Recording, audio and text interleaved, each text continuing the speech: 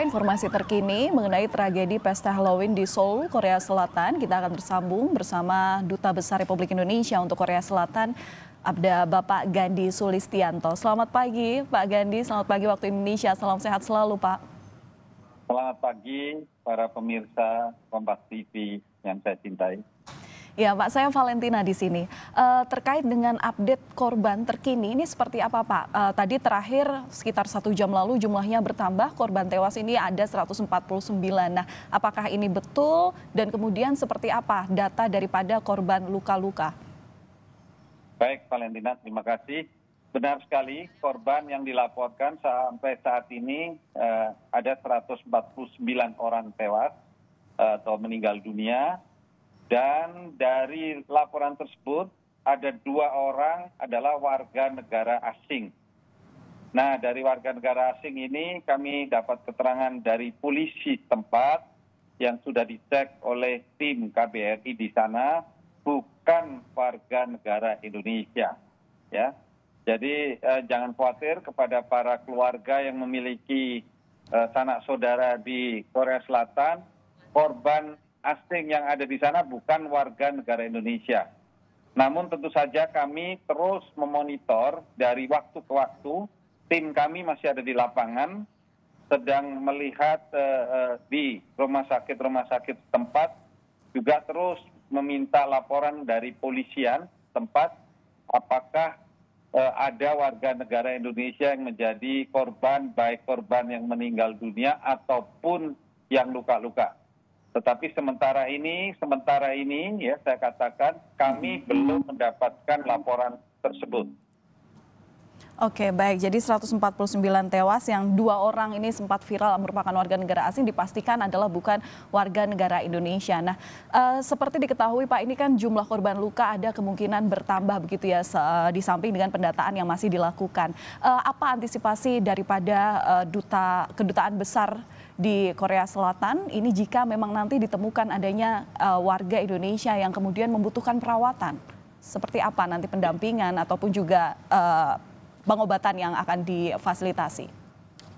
Ya, tentu saja yang pertama kami menyebarkan call center dari KBRI ini kepada seluruh warga negara Indonesia yang tinggal di Korea Selatan. Nomor call center ini memang sudah kami siapkan jika dalam keadaan apapun ya, apalagi dalam keadaan yang tragedi seperti ini, dan untuk melaporkan jika ada sanak saudara ataupun kawan ataupun apapun handetolan yang ada di lokasi pada saat itu. Dan sampai hari ini, sampai detik ini, laporan call center belum mencatat adanya hal tersebut. Jika nanti terjadi sesuatu, tentu saja tim kami akan mendatangi dan melakukan pertolongan ataupun melakukan hal-hal dalam keadaan emergensi sesuai dengan SOP yang ada. Ya, Pak Sulis, sebelumnya ini kan juga Presiden dari Korea Selatan ini kan langsung mengadakan pertemuan darurat begitu untuk kemudian menginvestigasi kejadian yang sebenarnya terjadi. Nah, jika untuk menggambarkan daripada proses kejadian yang kemudian mengakibatkan tragedi tewasnya 149 orang, seperti apa sih Pak menggambarkan lokasi Gang Itaewon tempat terjadinya tragedi ini? Dan kemudian seperti apa masalah-masalah ataupun juga sebenarnya antisipasi yang sebelumnya dilakukan oleh tim penyelenggara? Apakah ini juga merupakan kegiatan yang sebenarnya rutin dilakukan di Gang Itaewon ini?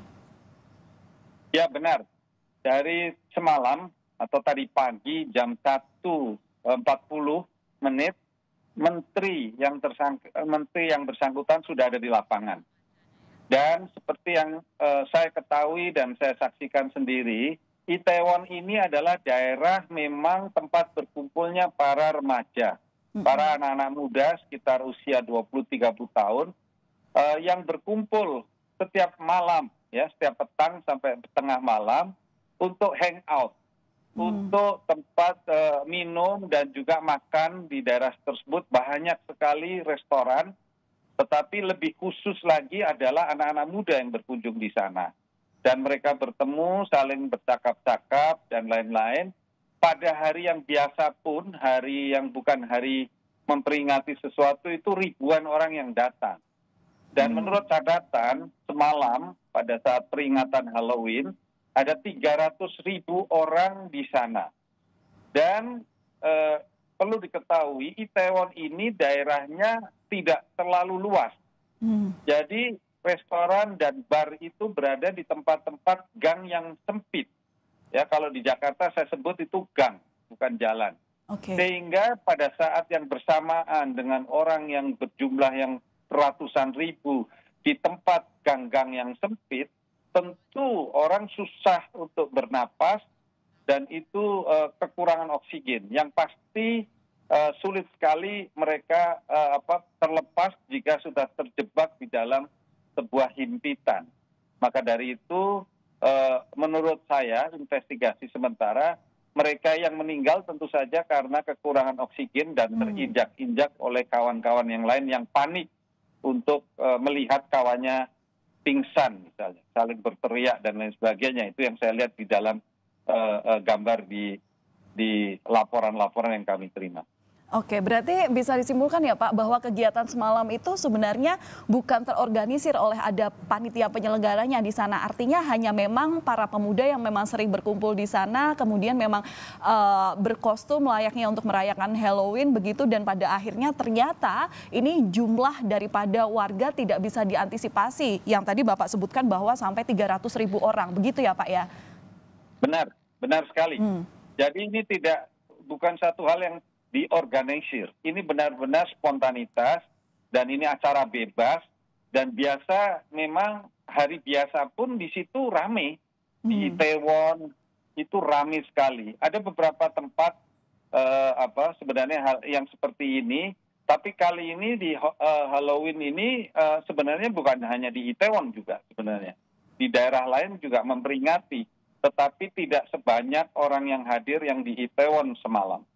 Bahkan tempat jalan rayanya pun macet total ya. Beberapa staf saya semalam yang tinggal di sana melaporkan mereka sulit untuk masuk ke rumahnya saja, mobilnya tidak bisa masuk karena memang diisi oleh manusia yang jumlahnya luar biasa banyaknya.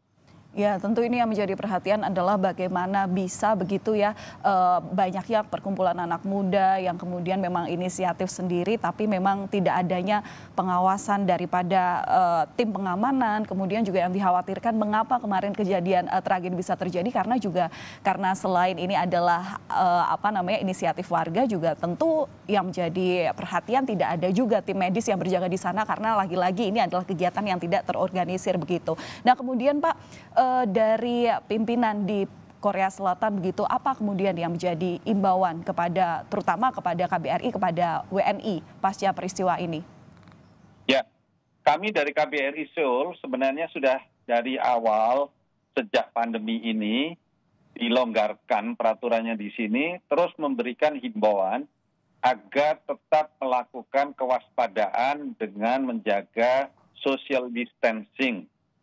Walaupun tidak dipersyaratkan juga penggunaan masker, tapi kami tetap menghimbau di tempat-tempat tertentu, tempat tertutup, ataupun juga di tempat keramaian yang banyak orang agar tetap menggunakan masker. Namun tentu saja kami sulit memonitor satu persatu apakah ini dipatuhi atau tidak. Tetapi terus himbauan lewat media sosial, himbauan lewat call center kami lakukan demi untuk keselamatan dan menjaga kesehatan para WNI kita yang tinggal di Korea Selatan ini.